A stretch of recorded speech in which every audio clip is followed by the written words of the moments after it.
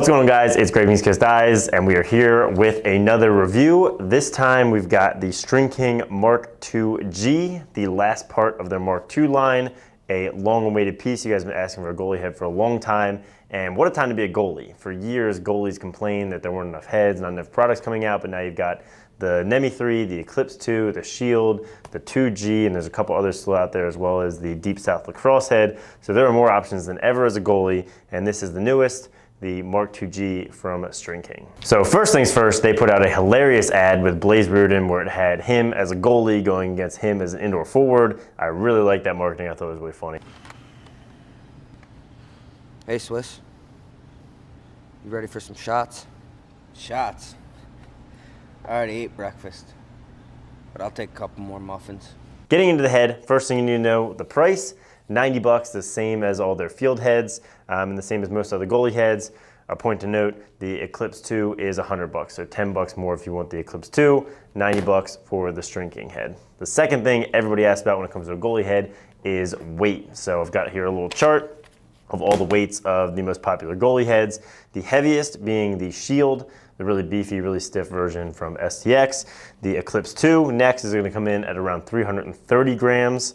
Then the Nemi 3 is 320 grams. And then you've got the Stringking Mark II-G at 310 grams. So this is the lightest goalie head that we have weighed. We're gonna talk about keeping your hands fast as a goalie. Weight is really important. So the basic styling, it looks like the other Mark II heads, just expanded out into a goalie format. You've got that familiar strut pattern, familiar styling, familiar throat.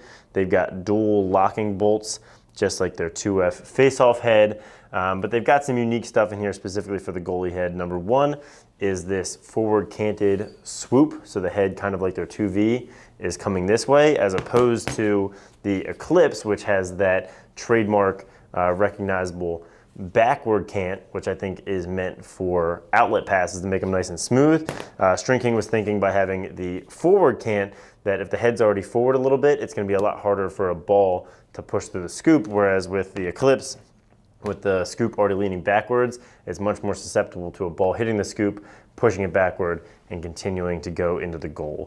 The next thing is the stringing holes. So goalie heads have been slower than field heads to adopt the numerous string hole concept, but now we're up to a pretty good amount on most heads where you can string it well, but they went with their classic Mark II style and covered it in stringing holes from top to bottom. I think I read the stat was 48 stringing holes, which is really nice for goalie heads because they're a little more difficult to string and it gives you a lot of options. I saw a lot of people out there saying they thought they might break, but this concept is pretty well proven with their field heads, which take a lot more checks than a goalie head, and they've held up pretty well, so I don't think that'll be really an issue.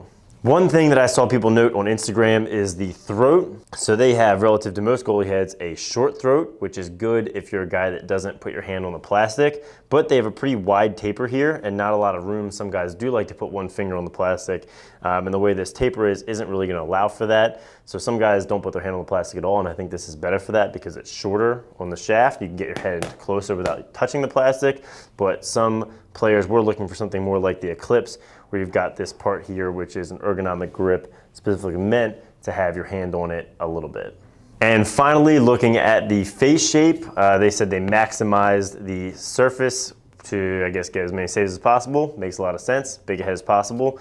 So I think compared to the Eclipse, it has a little bit more up at the top. It's a little bit larger up at the top. It has a slightly different shape. This has more of an upside down teardrop shape where it's a little bit larger down here at the bottom.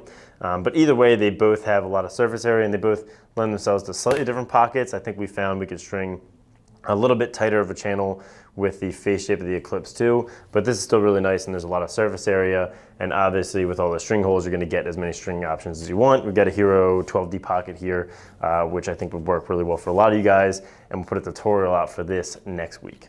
So in conclusion, $90, you're saving $10 from some other goalie heads on the market. It is the lightest goalie head on the market, so right there, if you're looking for the lightest goalie head, you found it. It is the Mark II-G. It is still pretty stiff, I think, not quite as stiff as the Nemi 3 or the Eclipse, but obviously when you make it light, you're going to have that trade-off. So overall, I think a really great head to round out their whole Mark II line, and it was really cool to see the guys on the West Coast make a goalie head. So make sure to leave this video a like, drop any comments you have down below. Obviously, I'm not a goalie, so I can't speak to how it works in the cage. We need somebody to step up and do YouTube goalie reviews. We have face-off, so if you're a goalie out there, maybe start a YouTube channel, whip up some reviews, could get some traction. So thanks for watching, guys, and have a great day.